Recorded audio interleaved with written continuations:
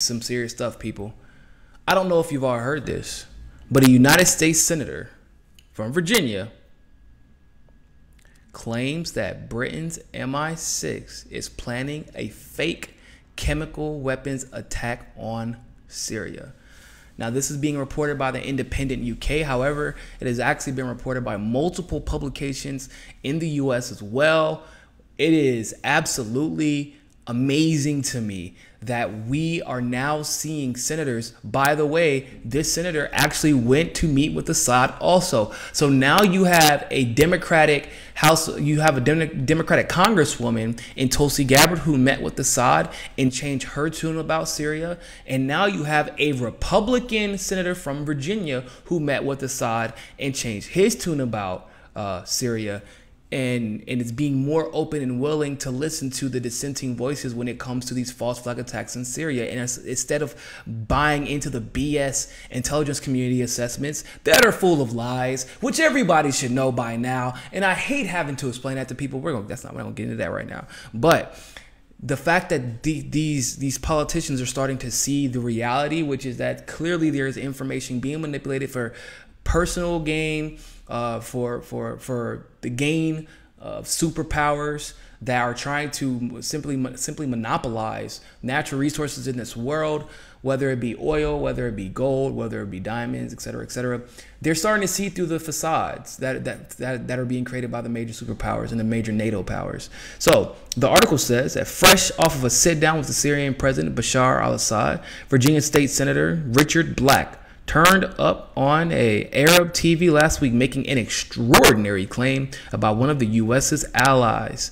Mr. Black said Britain's MI6 intelligence service was planning a chemical attack on the Syrian people, which it could blame later on Mr. Assad. And this is Black, around 4 weeks ago, we knew British intelligence was working towards a chemical attack in order to blame the Syrian government to hold Syria responsible. Mr. Black said on Al-Mayadeen, an Arab news channel in Beirut. Mr. Black said later that he meant the British were planning not to carry out an attack themselves, but to either direct rebels to stage a phony attack with actors posing as victims, which is once again right in line at what we have seen claimed, is right in line with the evidence. What evidence that we have gotten has showed us that these attacks are not leaving any traces, but for some reason they're always leaving victims. We never know what happens to the victims afterwards. The white helmets, always showing up out of nowhere, but they have officially been banned from participating in Syria. But can you blame Senator Black? The last chemical attack, found out there was no proof of it. Mad Dog Mattis came out and said that there was absolutely no proof of chemical attacks that have taken place in Syria, either the last year or any of the years prior, where it was claimed by the Obama administration that chemical attacks had been carried out by Bashar al-Assad. So that's Mattis, hyper neocon, warmonger, also admitting this. So right now they're batting 0% on the chemical weapons claims, but yet we're retaliating with violence, with missile systems and attacking Russian bases and Syria bases and even Iran bases in Syria. Like it's getting ridiculous. Then what always follows shortly after that? Israel attacks Syria as well. And it's funny to me that this chemical attack, or the imminent chemical attack, is coming on the heels of one of the final rebel camps, one of the final rebel groups being crushed in Syria. Over the last couple of weeks, it's been talked about in the Arab news, which I strongly encourage you all to read into Arab news articles and things like that, because they give you a much more objective view of what's happening in the Arab world. Our news is corrupt, right? We all know this. So I strongly encourage you all to read a lot of, if you want to know what's going on, and that way you can get your own objective opinion about it. I definitely do. Before I read stories about what's going on in America, if I see it, or excuse me, in the Arab world, what I do is if I see a story, I go try to find that on an Arab publication so I can get some context about it. So then when I go forward and read about it in America and whatever America source I'm reading it in, I actually understand what's going on versus reading or falling for whatever publication's twist, whether it be right wing, left neoliberal twist. I don't fall for it because I've actually, you have context. So I encourage everybody to do that. But I want to go ahead and continue with this article. So it said, from what I can tell, this is Black speaking once again. They have actually been planning a fake attack, not a genuine one, but one where they actually move people out of town and they have trained people to portray themselves as victims of a gas attack. Wow. He is going full false flag accusation. And he's probably right. And I'm explaining to you why. Mr. Black said this. He said all of this in an interview with the Washington Post. So you have a U.S. senator right now claiming that Syria will be a victim of a false flag chemical attack. And he is telling this story after meeting with Bashar al-Assad to the Washington Post. I know it sounds weird, but little things like this, as crazy as it seems, I actually consider a victory. Does that make sense? Listen to me. When it comes to these politicians, people, they have these hardliners. There's the left-wing hardliners, right? Pro-choice, equal rights for marriage. That's pretty much it. I guess anti-Trump, that's a hardliner. And Russia. Then on the right, you have abortion is murder, and whatever the lobbyists tell me to say. Nah, in all seriousness. No, healthcare isn't a right. Nothing is a right except for my guns. So those are the hardliners for both sides. And then you have the establishment hardliners, which is Bashar al-Assad is absolutely a war criminal. Gaddafi was absolutely a war criminal. Fidel Castro is absolutely a war criminal. We didn't do anything wrong in Africa. We haven't done anything wrong in the Middle East. These wars aren't about oil, but we just happen to always take the oil when we get there. And we always take control of the oil fields when we get there. And the people who have facilitated the most war in our country directly benefit from oil refinery money. But these are all just really big coincidences, I am sure. So, but the establishment hard lines pretty much go the way of there's not a war we don't like, it is not oil that we don't want. And that's pretty much how that goes. And so the establishment always toes that line of, if the intelligence community says that guy, that person in that Arab country, and that African country is the bad guy, the media will echo that, and therefore I have to echo that. That's how the establishment works. So that you've seen Bernie Sanders critiquing Assad, in my opinion, without any genuine facts presented to him, not using any evidence, even quoting what I would call conspiracy theory, whatever definition they like to use of conspiracy theory anyway. That's like based off of no factual evidence. There's more evidence proving this Senator Black's point, who is once again a Republican. So like I said before, one Republican saying that Assad is innocent, one Democrat in Tulsi Gabbard saying that Assad is innocent also. So you're starting to see this awakening within I don't say the establishment, but you're starting to see this awakening within politicians, in my opinion, across the board. And I really hope, sincerely, that more people get on that bandwagon. I would love to see more Republicans speak out, because the truth is that there is now a bias towards believing that it is exclusively conservatives who love going to war. According to the left, it's the neocons, never saw a war they didn't like. Well, it's hard telling a neocon apart with that Obama administration, because they pretty much seem to all want the same thing. But I feel like if the Republicans come out and call a spade, then the Democrats will be forced to, because the Democrats will not want to risk looking like the warmongers against a peaceful leader. They have to demonize him as much as humanly possible, or they have to jump on the bandwagon. But then Republicans look better. That it forces the Democrats, it forces the establishment Democrats out. And then once again, we can work on doing our progressive thing at the local levels and enforcing progressives and back in power, because it's easier to unseat a dumbass Republican, a crooked Republican as a progressive than it is to unseat an established Democrat in a given region, who is just as bad as the Republican, but is just a lot more smooth rhetorically and is better at playing progressive or pitching to whatever demographics. So yeah, so I'm excited to hear about this. But here's what's interesting. I was doing some research earlier. I'm gonna see if I can find the article again, 'cause I forgot to save it. My bad.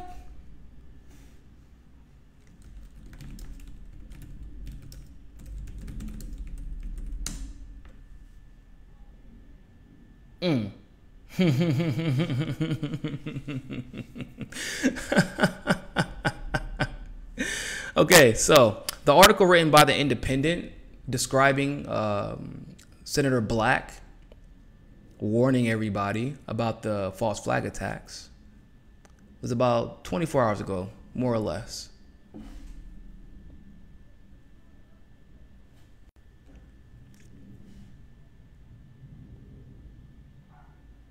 Oh, actually,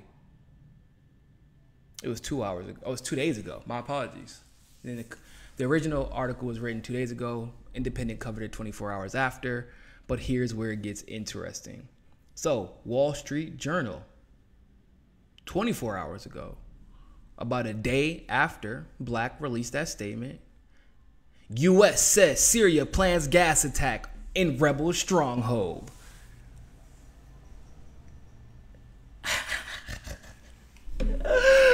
What? You can't make this shit up, bruh. You can't make it up. You cannot make this up. This article was written yesterday, a day after Black released that statement, saying that there was going to be a false flag chemical attack, even though no reports had come out about Assad planning any attacks. We already know that they're going back and forth with the rebels, so that's not new. But for some reason, after the U.S. Senator calls out the potential false flag attack, Wall Street Journal releases an article, U.S. says Syria plans gas attack in rebel stronghold. Washington is, according to Washington, those trustworthy intelligence agencies once again. President Bashar al-Assad of Syria has approved the use of chlorine gas in an offensive against the country's last rebel stronghold, U.S. officials said, raising the prospects for another retaliatory U.S. military strike as thousands try to escape what could be a decisive battle in the 7-year-old war. What? Oh, no. Nah, bruh. Nah, we're going to have to listen, people.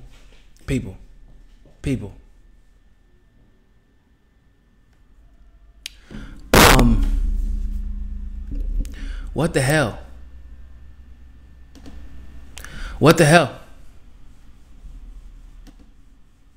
Did anybody hear this source from this particular person, from this particular guy, from this office or official, from, with this proof and this evidence and these facts?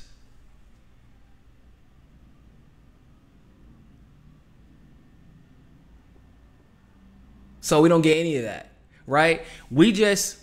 President Bashar al-Assad of Syria has approved the use of chlorine gas in an offensive against the country's last major rebel stronghold, the U.S. officials say, raising the prospects for another retaliatory strike against Syria by the U.S.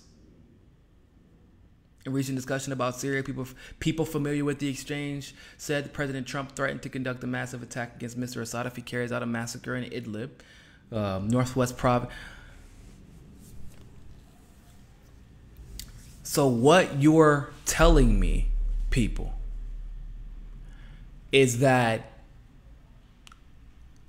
this non-trustworthy intelligence community with a bunch of neoconservative military leaders who have had a history of being wrong over and over and over and over again, if not being wrong on accident, purposely misleading us and misdirecting us so that they can get approval and a mandate to go to war. They're just going to drop some information conveniently, give it to Wall Street Journal, and then say, yeah, man, people close with the exchange say that Assad has approved chemical weapons attacks. How? How do you know? International efforts to avert an offensive have failed to dissuade Syria, Russia, and Iran as they try to deliver a crippling blow to the rebels who appear to be on the verge of defeat after trying 7 years to force Assad out of power. Do you know why? Do you know why they can't get Assad out of power? One of the first things you learn in military strategy, and actually one of the first things you learn in philosophy, if you're into philosophy, is that they tell you mercenaries are not as good or as effective as people who are fighting for their country, right? And if you're fighting for your country because you are drafted, you are not as effective as somebody who is fighting because they want to. As in, because they care for their country. They respect their leadership. They appreciate what their country has done for them and appreciate what their country is trying to do for them. Now, unless Assad is just the absolute master of propaganda, I mean, the absolute master of propaganda, and like, he has to be American-esque, Israel-esque in his propaganda delivery. This end to the 7-year war, which is actually a little bit longer, but we'll just say 7 years for all intents and purposes. This end to the 7-year war is coming about because at the end of the day, the rebels are not fighting for Syria. The rebels are just fighting. They're fighting because they were paid to, with weapons we gave them, because with orders we directed to them. There is no conviction. They're not defending their home. They're not defending their freedom. They're not defending themselves against Assad because they know really, like, Assad isn't that bad of a guy. The Assad family, it hasn't really been that bad to the Syrian people. That, like, it's not really Assad. They know that they are fighting with the enemy, on behalf of the enemy. And therefore, their conviction to fight and fight until they absolutely win is not as high as those Syrian soldiers who are standing with Assad because they know that it is him against the entire Western world for one of the only resources that can make sure that they ride off into the future with a prosperous economy that is nationalized and kept separate from the influence and austerity given by the NATO countries. And so because of that, that is why they keep voting him in, and he keeps winning with like a 90% vote, or 90% of the vote in Syria. They vote him in because they trust him. The soldiers fight for him because they trust him. This is one of the key mechanisms I try to use to explain the Fidel Castro phenomena. We tried to assassinate this man over 200 times. Didn't work. We're in the United States claiming that Fidel Castro is the worst leader of all time. Meanwhile, 50% women, 50% male legislature that actually is responsible for making the laws in Cuba. They're responsible for most of the policy in Cuba. It wasn't Fidel Castro, actually, although we were led to believe that. Fidel Castro, for some reason, so obviously the United States was trying to assassinate him, but his own people wouldn't go near him as far as trying to assassinate him, because of how much they respected them. Fidel Castro desegregated Cuba. Fidel Castro in Cuba has one of the most revered medical schools, not only in their country, not in South America, not in Central America or the Caribbean, but the entire world. People from all over the world go to Cuba. Fidel Castro was able to keep out Spain. Fidel Castro was able to go to South Africa and help fight against the apartheid so that Nelson Mandela and his people could thrive.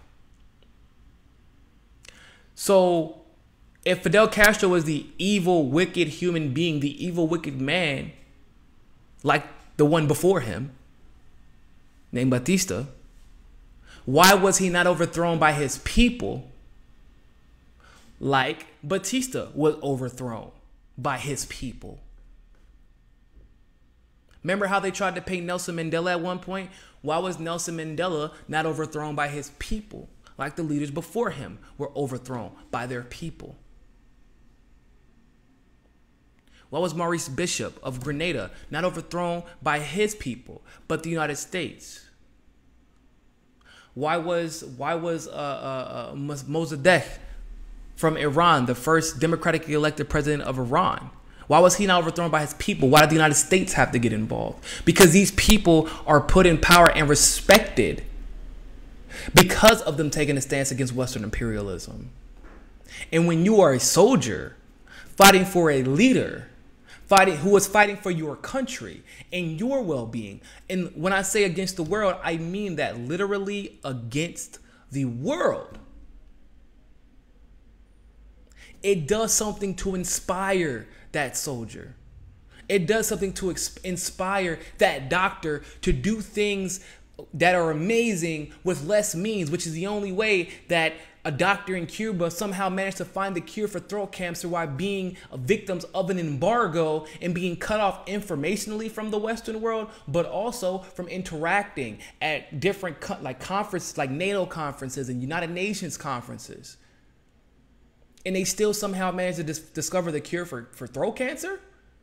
Because when you are fighting for your nation and you know you are right, when Russia was fighting against Germany in World War II, when we delivered aid to them way later than we were supposed to, when we were reneging on our promises, when other allied nations weren't doing their part to help take down Germany because they were so worried about protecting their colonies, Russia knew that they were right. They knew who they were fighting for. They knew what they were fighting for. It had nothing in that instance. It didn't have anything to do with Stalin as much as it did with protecting Mother Russia.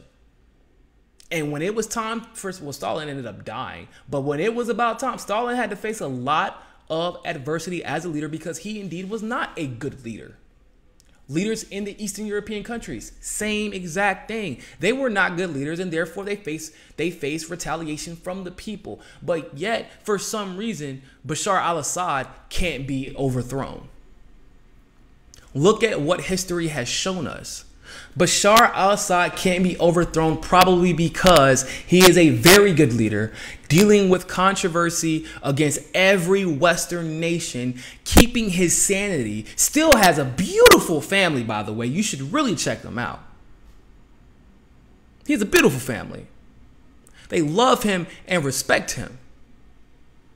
That's why he can walk around with a suit and a tie and a fresh temple taper fade, little bit on top, smiling, challenging the media. Says, where is the proof at? Do you not demand proof for X, Y, and Z before you execute an attack? Well, what about this country who is your ally, who is doing the exact same thing that you accuse us of doing, but U.S. doesn't care about them, but they want to pay attention to us? And he can boom, boom, boom. Every question they ask him, Assad has an answer for it immediately because he is speaking from the heart. He is speaking the truth. So when he is speaking to his people, he is speaking the truth. You know why? Because they live it. And when does it come out that he is speaking the truth? After the United States launches missiles. So if the United States is launching missiles against innocent people, they say, wow, Assad told us that this was going to happen. He said there's going to be a false flag attack and that we will be attacked for absolutely no reason. Look at what happened. He's predicting this, and he is keeping us away from these people, from doing business with these people because they are this dangerous, they are this trigger happy, and they don't have they don't have our interests in their heart. They have their own. So even if we do build an allyship with them, look at what happened to Iran. People have no idea that Iran used to be our #1 ally. They were the country that we sold the most weapons to in the Middle East. The moment that they try to nationalize their oil and take control of their own economy, guess what happened? You probably know. The country rebelled against the president who wanted to save them from American imperialism. Wow, that seems to be a pretty consistent pattern in history, doesn't it?